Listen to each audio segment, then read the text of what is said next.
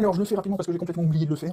Mais doctrine militaire pour l'Europe, techniquement, c'est faisable juste par la France. Ah oui, mon modèle économique, ça passe potentiellement très bien, et ça peut s'adapter extrêmement rapidement à un niveau européen. Tu prends la Banque Centrale Européenne, elle voit qu'elle est en danger, là, c'est pas une question de oui, mais c'est pas prévu dans nos traités, oui, mais c'est pas prévu dans nos règles.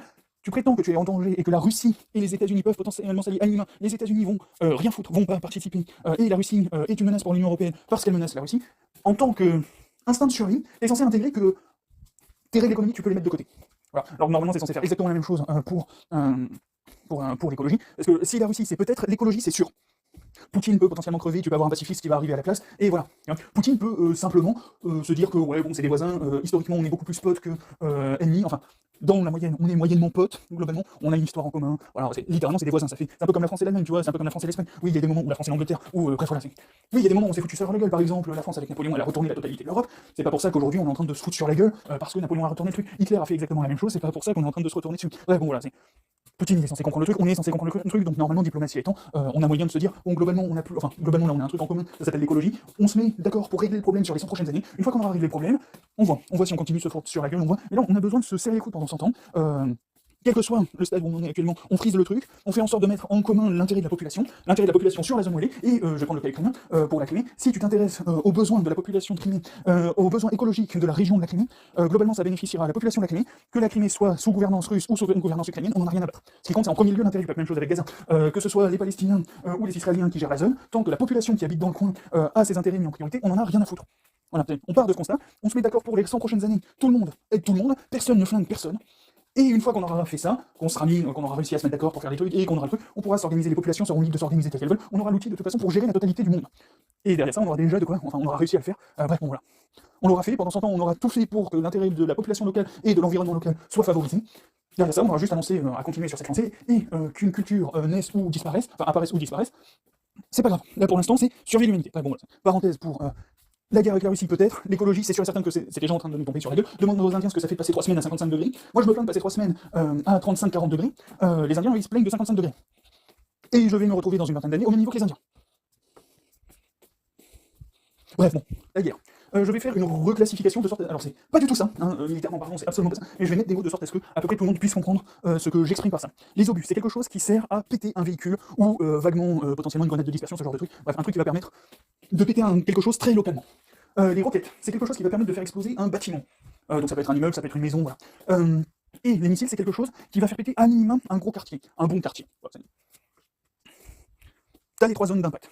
En gros, le véhicule, l'unité, on va dire 5 à 10 mètres pour l'obus. La roquette, on est jusqu'à une vingtaine de mètres, 20-30 mètres d'impact. Et le missile, on est à plus de 100 mètres de rayon d'impact, rayon diamètre. Voilà, bref. T'as les ordres de grandeur. En gros, l'obus, c'est l'unité en termes de rayon. La roquette, c'est la dizaine en termes de rayon.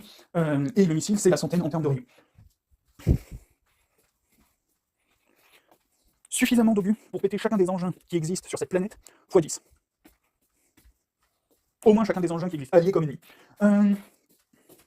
Suffisamment de roquettes pour péter l'intégralité des frontières en conflit sur cette planète et les frontières potentielles. C'est-à-dire que tu considères que l'Union Européenne peut entrer en guerre avec la Russie, tu prends chaque ville, chaque zone où il y a une petite habitation qui peut exister dans une frontière et qui pourrait être utilisée par un ennemi. Suffisamment de roquettes pour péter absolument tout ça. Et des missiles pour péter chacune des grandes villes, potentiellement jusqu'à la taille de Montpellier, au moins des trucs. Toulouse, Lyon, Paris, Nantes, ce genre de trucs. Mais normalement, voilà, c'est dans ce genre de trucs. Suffisamment de villes pour péter absolument tout, enfin suffisamment de missiles pour péter absolument toutes les villes de la planète, de cette dimension. À minima, toutes les villes ennemies, toutes les villes que tu peux considérer un jour comme ennemies, je te conseille de mettre les États-Unis dans le tas, avec Trump et Musk dans le coin, je te conseille. Voilà. T'en fais ce que tu veux, mais là actuellement Trump il est à 2 doigts de nous déclarer la guerre économique, il a 2 doigts de mettre. Non, en fait il a déjà mis l'Europe dans le même sac que la Chine. Regarde ce qu'il est en train de préparer vis-à-vis de la Chine, regarde ce qu'il pourrait avoir envie de préparer pour l'Europe, et je te laisse entreprendre ce qu'il vaut mieux considérer comme ville à péter au niveau des missiles, et suffisamment de satellites pour guider tout ça. Avec ça, pour guider, faire le repérage, tout ça. Avec ça, tout ce qu'il faut pour lancer le truc. Si c'est un bazooka pour lancer des obus, un bazooka pour lancer des obus. Si ton truc pour lancer des obus, c'est un bateau, un sous-marin, ou un char, ou un avion, un hélico, n'importe quoi, bref, tout ce que tu estimes étant nécessaire pour pouvoir lancer chacun des trucs, tout l'arsenal que je viens de décrire. Donc, obus, roquettes, missiles. En gros, tous les lanceurs nécessaires pour balancer tout ça, tu les fais. L'idée, c'est de rester le plus défensif possible. Et globalement, je vais mettre un spoiler, la France est censée pouvoir gérer la totalité de ce machin. En tout cas, elle a peut-être pas l'industrie pour sortir tout rapidement, mais on a les compétences pour le faire. Dassault, compagnie. On est déjà un des meilleurs créateurs de missiles au monde. Soit on est le premier, soit on est les deuxièmes. Pas forcément en termes de quantité, encore une fois, mais en termes de qualité, en termes d'innovation, en termes de tout ça. Tout ce qui concerne les obus, les roquettes et les missiles, dans la définition que je viens de faire, on est soit les premiers, soit les deuxièmes au monde. En termes de qualité. On a juste à multiplier le nombre d'usines et pas rouler. Hein. Et encore une fois, pour les lanceurs, favorise toujours en priorité quelque chose de défensif. Deux énormes points à ça. En gros, je vais te le donner comme ça. Si tu dois choisir entre fabriquer un char ou un avion, tu fabriques un char en premier lieu. Si tu dois choisir entre un sous-marin ou un bateau, tu choisis un sous-marin. Bref. En gros. Ah oui, et les drones aussi, mais les drones, on n'a pas, la techno. Enfin, si on a la techno, on a potentiellement des trucs comme Parrot qui peuvent faire le truc, mais on n'a pas réellement la techno. On va le dire comme ça. Le Reaper, il est américain. Bref. Les drones, ça peut être cool. Comment dire? Si tu as des silos sur toutes tes frontières, t'as pas besoin de drones, globalement. Si tu as des canons placés en mode DC1 sur chacune de tes villes et qui sont autant capables de défoncer des avions que de défoncer des chars à une certaine distance, mettons quelques kilomètres de ta ville, t'en as rien à foutre des drones. Les drones, t'en as besoin que si tu te promènes sur le territoire, que si tu te promènes quelque part. Bref. C'est pas primordial. En gros, sur un aspect purement défensif, les drones, c'est pas primordial. Ça peut être très intéressant si tu commences à déplacer des unités, mais t'as pas envie de déplacer des unités. Je mets un spoiler. Quand tu peux régler le truc, voilà, t'as une colonne de chars qui est en train d'arriver, une colonne de chars qui est en train d'avancer dans ta campagne, t'as le choix entre risquer la vie de tes hommes pour lancer quelques obus, ou envoyer un missile à 300 km de là. T'envoies le missile. Voilà, t'envoies le missile.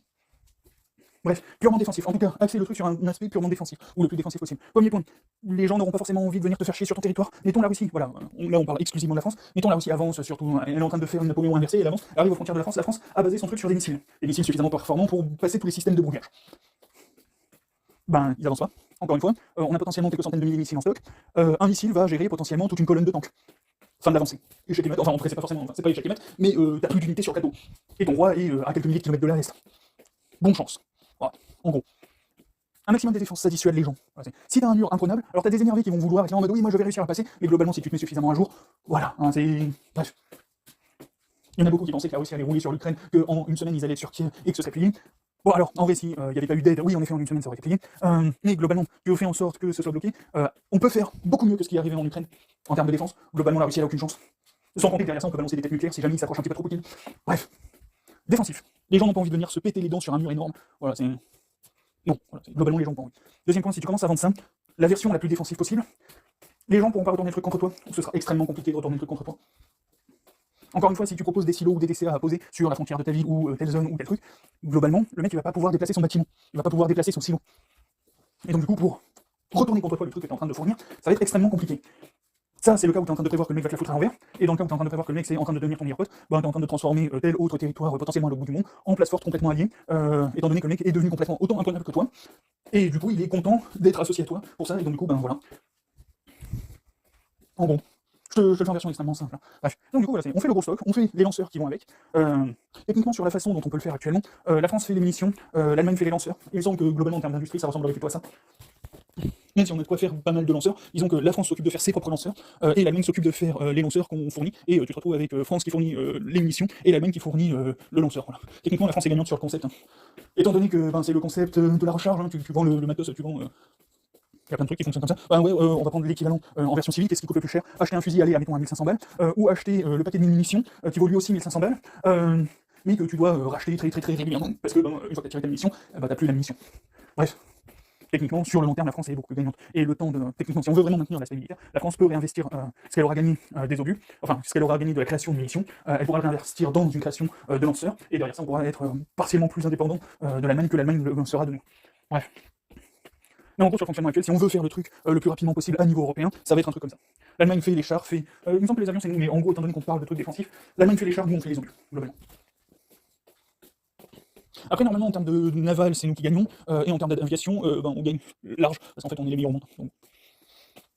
Bref.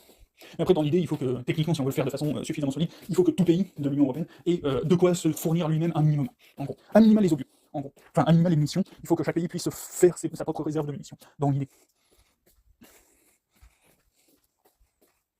Tu achètes une fois les véhicules, et derrière ça, tu fais ton stock de munitions sur la période, enfin, tu regardes combien de munitions tu dépenses sur telle période, et il faut que tu sois en mesure de fabriquer cette quantité de munitions dans ton coin tout seul, en autonomie. Derrière ça, tu récupères quelques compétences pour réparer les lanceurs, et globalement, ben voilà. Alors, lanceur, encore une fois, ça peut être un fusil, ça peut être... Bref, il y a une munition qui est mise dans un lanceur, et voilà. Bref, du coup, voilà, pour une version extrêmement rapide du truc. Bref, tous.